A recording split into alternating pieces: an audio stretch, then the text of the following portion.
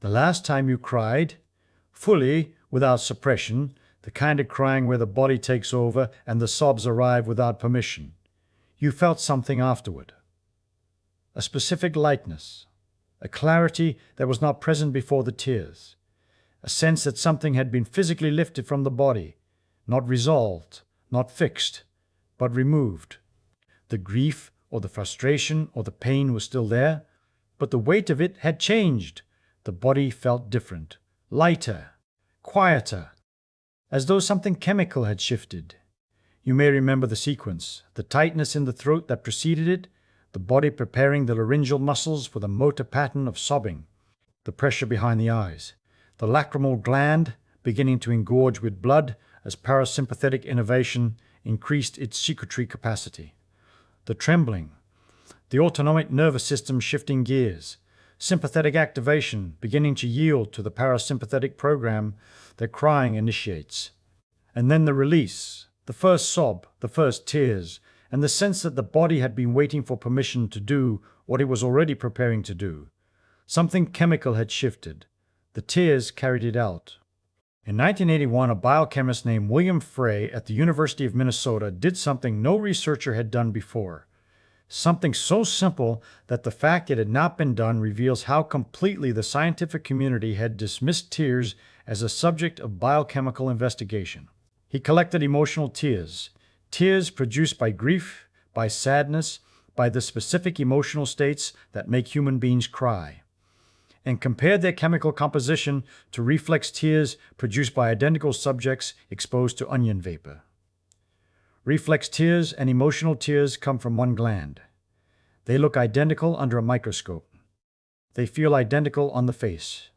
The assumption for centuries had been that they were identical in composition, saline produced for eye protection, varying only in volume.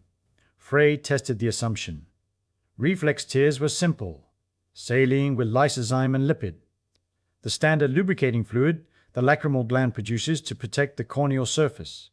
Emotional tears were different.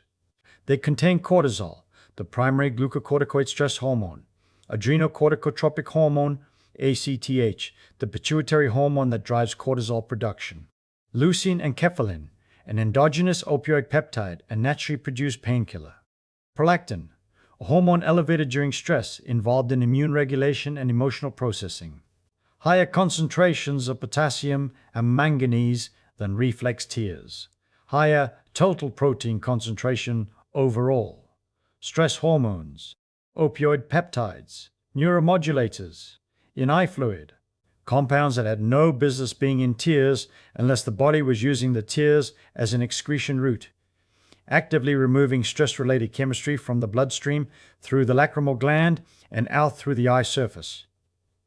Frey had discovered that emotional crying is not merely an emotional display. It is a physiological detoxification event.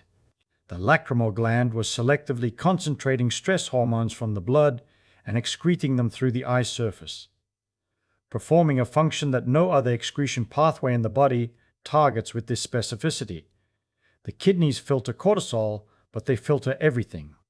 Cortisol is one molecule among thousands in the renal filtrate. The lacrimal gland, during emotional crying, selectively targets the stress-related compounds. The excretion is specific. The trigger is emotional. The output is chemical detoxification disguised as an emotional response. Think about what that means for the relief you felt after crying. The post-cry calm, the specific lightness, the clarity, the sense that something was physically lifted, corresponds to a measurable reduction in the molecules that produce the feeling of stress. The tears carried those molecules out of your body. Cortisol that was circulating in your blood was concentrated by the lacrimal gland, transported into the tear fluid and excreted through your eye surface. The relief is chemical. The tears are the delivery vehicle. The eye is the exit. Lacrimal gland, a small exocrine gland located above and to the outer side of each eye, produces tear fluid by filtering blood plasma through a secretory epithelium, the way the kidney produces urine by filtering blood through the glomerulus. Both organs use membrane transport proteins to determine what stays in the blood and what leaves. Both are under neural and hormonal control that changes their filtration selectivity based on the body's current state. The difference is scale. The kidney processes liters per hour, the lacrimal gland processes microliters, but the selectivity is, if anything, more precise in the lacrimal gland during emotional crying, because the range of compounds it concentrates is narrower and more specifically stress-related.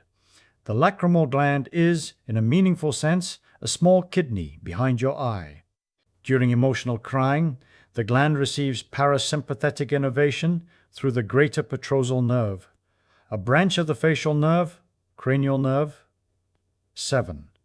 This parasympathetic signal increases blood flow to the gland, increases the secretory rate, and changes the selectivity of the transport proteins.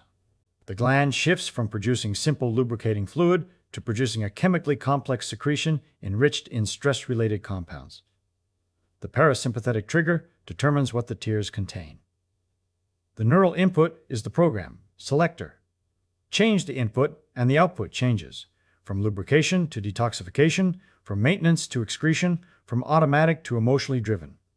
This is why cutting onions does not produce equivalent relief as crying from grief. You have noticed this? The onion tears flow freely, the eyes sting, the tear volume may equal or exceed an emotional cry, but when the onion is finished and the tears stop, there is no relief, no lightness, no sense that something was lifted. The tears were reflex tears, triggered by trigeminal sensory afferents responding to propanethyl S-oxide vapor, the irritant compound that onions release. Emotional tears are triggered by limbic system activation, emotional processing in the anterior cingulate cortex, the insula, and the hypothalamus. Different trigger, different neural pathway to the gland, different secretory program, different chemical output, from one gland producing 3 distinct fluids depending on which neural input activates it. The onion tears flushed your cornea. The emotional tears would have flushed your cortisol. The gland cannot run both programs simultaneously, and the onion activates the wrong one for stress hormone excretion. You see 3 fluids from one gland: basal tears, water, mucin, lipid, lysozyme, lactoferrin, continuous, unconscious, lubricating. You produce them right now as you read or listen, without awareness, the thin film maintaining the optical clarity of your corneal surface. Reflex tears, similar composition at higher volume, flushing irritants. The tears that flow when you cut an onion, when wind hits your face, when a particle enters your eye. Triggered by trigeminal sensory irritation, protective, mechanical. Emotional tears, all of the above plus cortisol, ACTH, leucine enkephalin, prolactin, elevated potassium, elevated manganese, elevated total protein. Triggered by limbic system activation, grief, joy, frustration, profound loss, overwhelming beauty. The chemistry is different because the neural pathway that activates the gland is different. The gland knows which tears to produce because the brain tells it which program to run. Your lacrimal gland contains the molecular machinery for 3 secretory programs: lubricate, flush, and excrete, and selects among them based on the neural input it receives. The selectivity is extraordinary. 1 gland, 3 chemically distinct outputs, 3 different triggers from 3 different brain regions. The body did not build 3 separate glands for 3 separate glands for 3 separate functions. It built 1 gland with 3 programs and wired each program to a different neural pathway. The engineering is precise, and the excretory program, the one that produces the tears carrying stress hormones, is the only program connected to the limbic system, the only program triggered by emotion, the only program that produces fluid chemically distinct from simple saline. Now, the tears are only one mechanism operating during crying, because the act of crying involves a second system, the respiratory pattern of sobbing, that produces its own independent physiological effect through a pathway the tears do not touch. And the sobbing is not optional. It is not a choice. It is a motor program. The brainstem initiates that the conscious mind cannot fully suppress once it begins. Sobbing is a coordinated motor event involving the respiratory system, the larynx, the diaphragm, and the abdominal muscles in a specific pattern. The sob is a convulsive inspiration, a rapid, deep inhalation against a partially closed glottis, followed by an extended, shuddering exhalation. Inspiratory phase is short, half a second to 1 second. Expiratory phase is long, 3 to 8 seconds. The exhale to inhale ratio during sobbing is approximately 4:1 to 8:1, an even more extreme ratio than the 3:1 to 4:1 ratio that the humming discussion identified as maximally parasympathetic. Extended exhalation activates the baroreceptor reflex. The slight increase in intrathoracic pressure during prolonged exhalation stimulates baroreceptors in the aortic arch, which trigger vagal output to slow the heart. Each sob cycle delivers a vagal pulse. A person crying intensely for 5 minutes may produce 30 to 60 sob cycles, each one driving a vagal stimulus that shifts autonomic balance toward parasympathetic dominance. 30 to 60 vagal pulses in 5 minutes. A sustained parasympathetic bombardment that no voluntary breathing exercise replicates because the sob is involuntary, convulsive, and more extreme in its exhale ratio than any pattern a person would choose to produce. Involuntary nature is the feature. The body does not ask whether you want to produce a vagal reset. It initiates the motor program, the convulsive breathing, the laryngeal spasm, the shuddering exhalation. And the vagal stimulation occurs as a physical consequence of the respiratory mechanics. You cannot sob without stimulating the vagus. The anatomy prevents it. The exhalation is too long, the intrathoracic pressure too elevated, the baroreceptor response too reliable. The body has built a vagal reset mechanism and disguised it as an emotional response. Post-cry exhaustion, the specific fatigue, the lowered heart rate, the softened muscle tension, the heaviness in the limbs, is parasympathetic rebound from sustained vagal stimulation through the mechanics of sobbing. The tears excreted the stress hormones. The sobs reset the autonomic nervous system. Two mechanisms operating simultaneously through different anatomical pathways. Lacrimal excretion through the facial nerve, vagal reset through the respiratory pattern, producing the combined relief that neither mechanism alone fully explains. The dual mechanism, tears carrying cortisol out while sobs drive the vagus back toward parasympathetic dominance, is the finding that turned crying from an emotion into a mechanism for me. Because it means the relief of crying is not catharsis in the emotional sense. It is two simultaneous detoxification events, one chemical, one autonomic, coordinated by the body to run in parallel. The lightness is the cortisol leaving through the tears. The calm is the vagus resetting through the sobs. Both are required for the full post-cry relief. Tears without sobbing. The quiet tear that rolls down the cheek without the breathing convulsions. Produces partial relief. The excretion without the reset.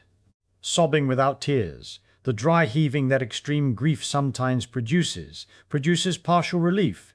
The reset without the excretion. Full relief requires both systems operating together. The body designed them to run in parallel because neither alone does what the combination achieves. Well, and there is a third compound in the tears that warrants its own attention. Because leucine enkephalin is not a stress hormone. It is an opioid. And its presence in tears opens a possibility that involves the specific plumbing of how tears leave the eye.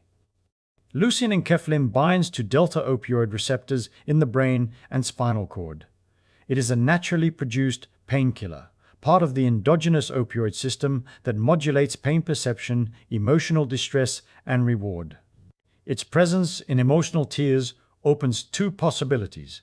First, the body is excreting excess enkephalin produced during the stress response, clearing the neurochemical environment as part of the return to baseline. The way the kidneys clear excess cortisol, the lacrimal gland clears excess enkephalin through a parallel excretion route.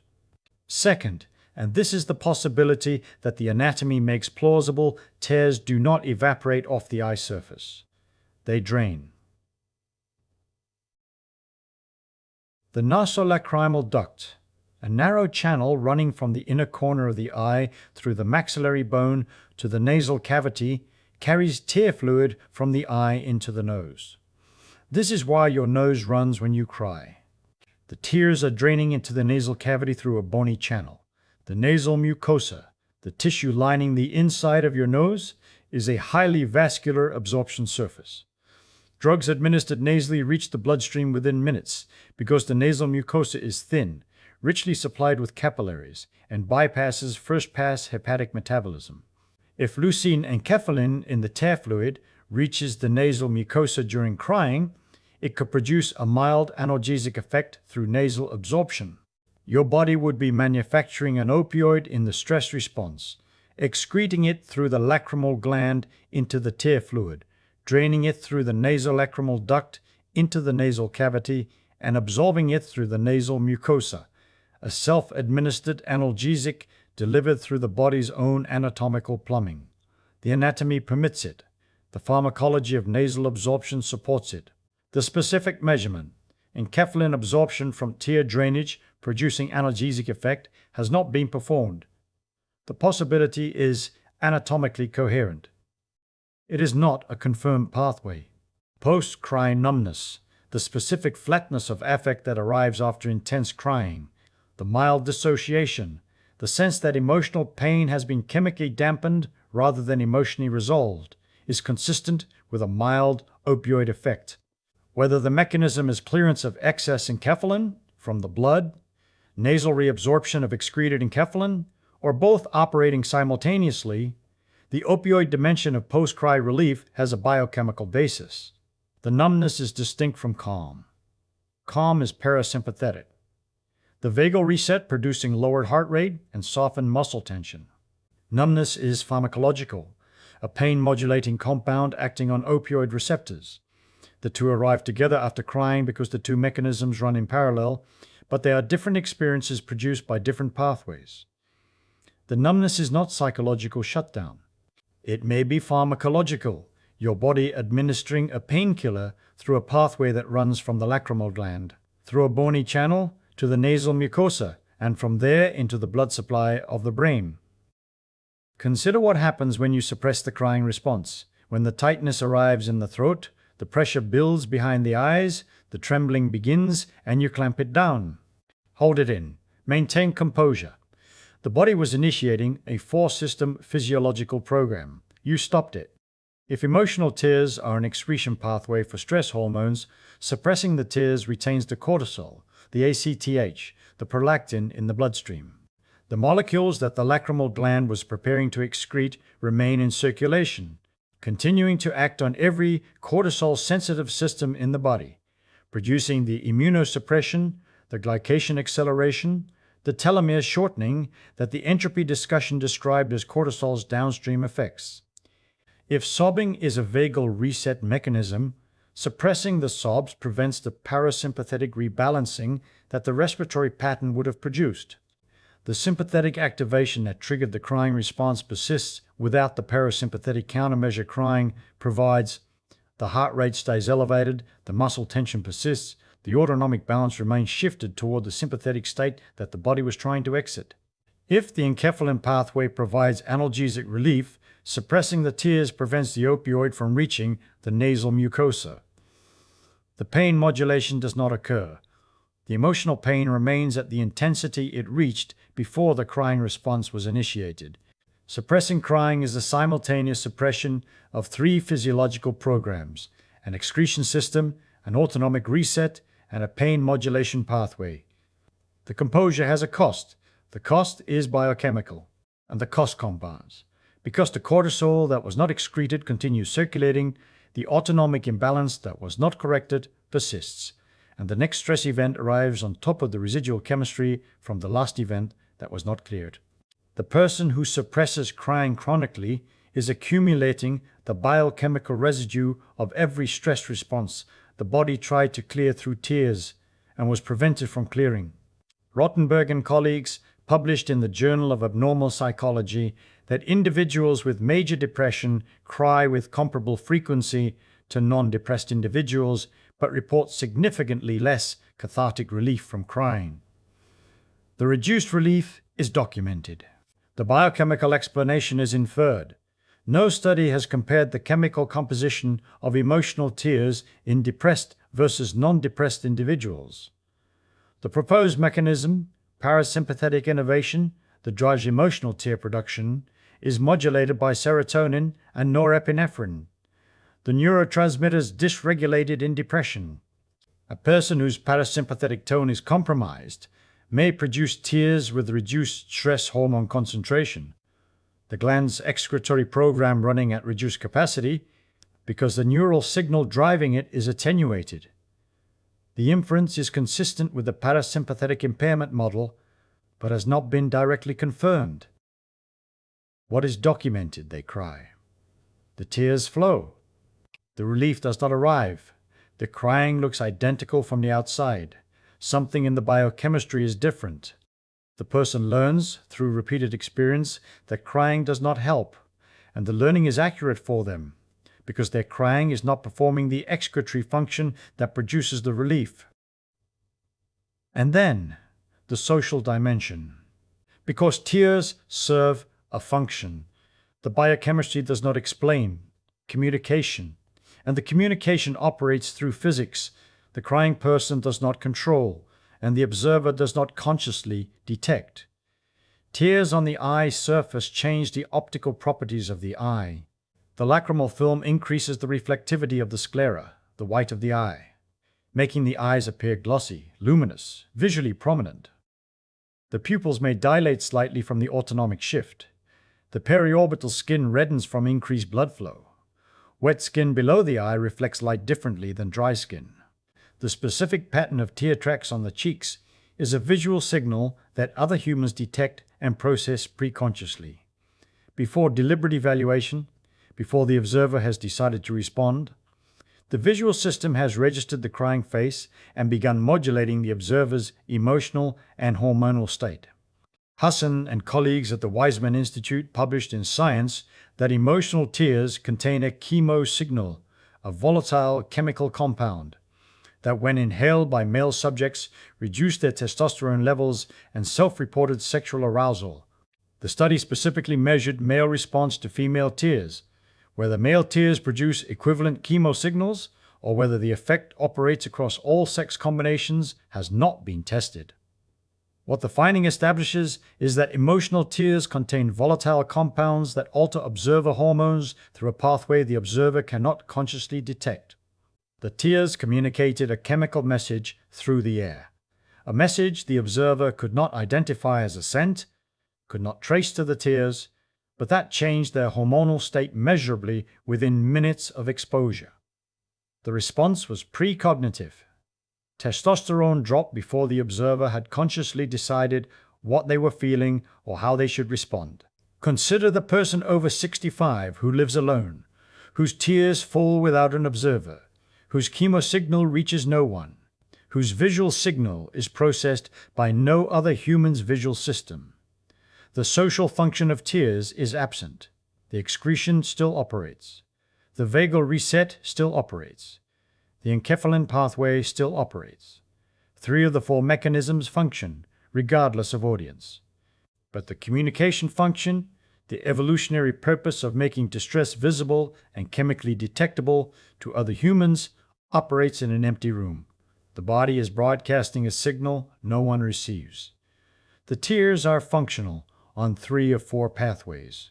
The 4th pathway, the one designed to bring help, to reduce aggression in nearby humans, to communicate distress through chemistry that operates below conscious awareness, has no audience.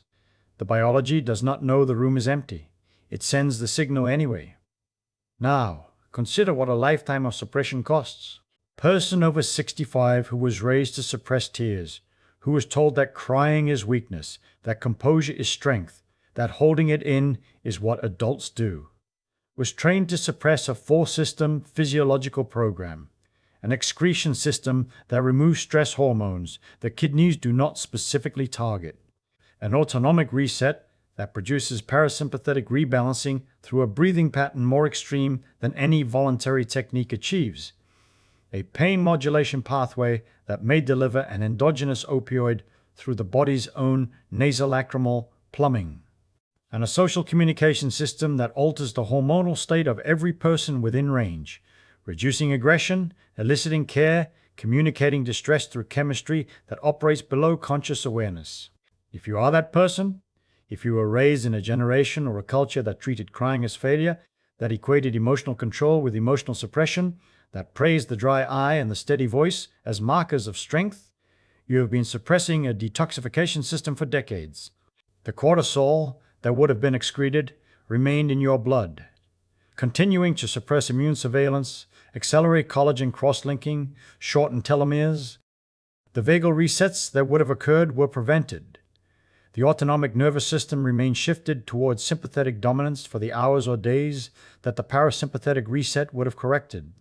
The analgesic pathway that would have modulated your pain was blocked.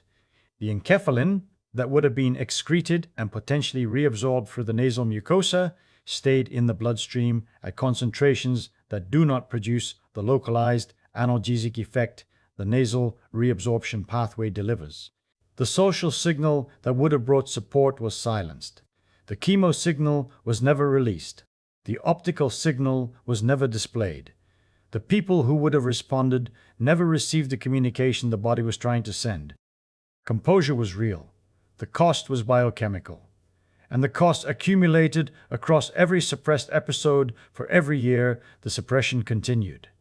A lifetime of suppressed crying is a lifetime of cortisol retained, vagal resets prevented, pain modulation blocked, and social signals silenced.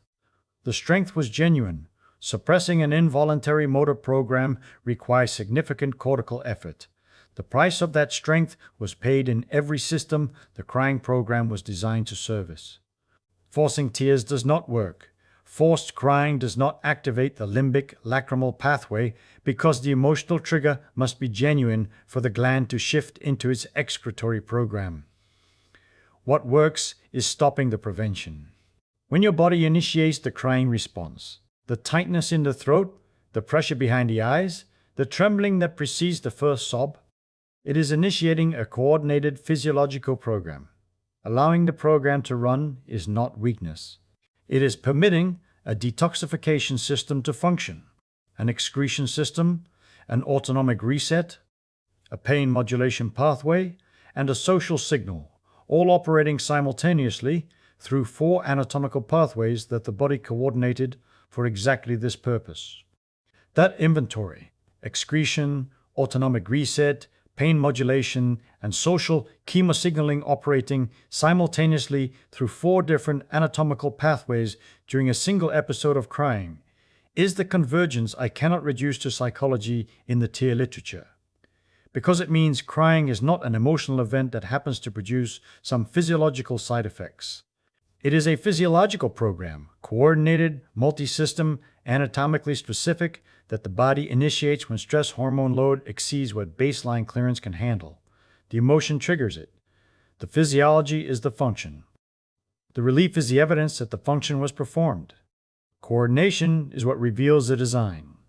A random physiological response would not route stress hormones through the lacrimal gland, time the excretion to coincide with a vagal breathing reset, include an endogenous opioid in the excretory fluid, drain that fluid through a duct that delivers it to an absorption surface, and simultaneously alter the optical and chemical properties of the face in ways that change the hormonal state of nearby observers. Coincidence does not coordinate 4 anatomical pathways through 4 independent mechanisms toward one outcome. Evolution does, when the outcome matters enough to warrant the investment in coordination. Every component has its own anatomy. The lacrimal excretion runs through cranial nerve 7, the vagal reset runs through the respiratory motor pattern and the baroreceptor reflex.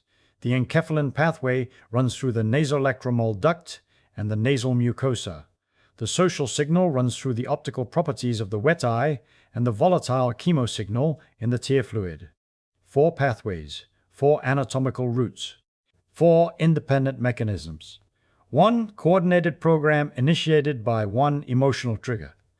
Lacrimal gland can produce 3 chemically distinct fluids from one tissue, selected by neural input from 3 different brain pathways. 1 lubricates. 1 flushes irritants.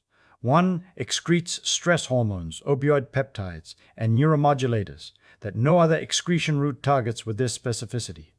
The body built a dedicated chemical excretion system and placed it in the eyes, connected to the limbic system, triggered by emotion, accompanied by a vagal breathing pattern, and visible to every human within line of sight. Think about the question the biochemistry leaves open. The one phrase analysis raised in 4 decades of research has not fully answered. Is why the eyes?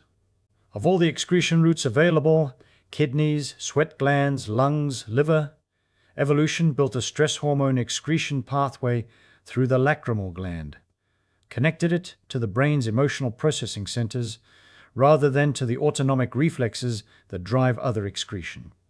Accompanied it with a breathing pattern that resets the autonomic nervous system through a mechanism no voluntary technique matches.